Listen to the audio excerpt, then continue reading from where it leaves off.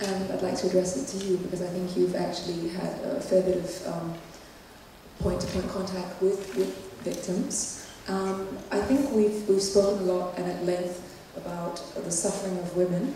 I would like to bring to this the suffering of men, and what are the experiences that you've had with the perpetrators themselves? When we first started this work on family violence, we didn't consider the suffering of men. We saw men as basically perpetrators. Of course, we tried not to react too violently because that would be inconsistent. So we sought to treat men from this disease of violence.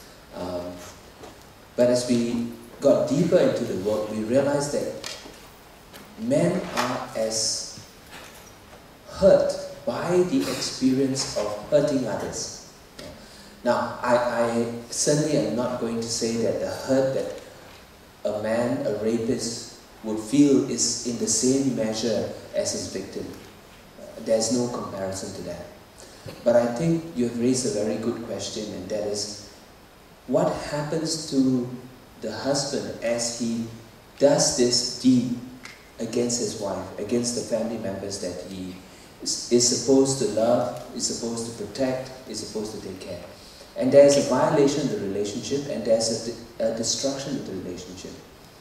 So part of our work is really about the rebuilding, not just of the relationship, if that's what the victim wants, but also the rebuilding of the humanity of this person who has somehow lost it.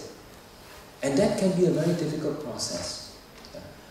It's also difficult because for many of us involved in it, it doesn't come as an immediate response that we have to perpetrators.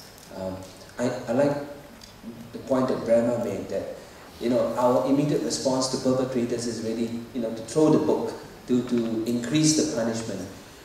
And there is a certain limit to the benefit of increasing punishment. You come to a point where, how do you deal with a crime that is so hurtful? And if we have to apply the law in a hurtful manner, then it seems to be a contradiction of the law. Thank you.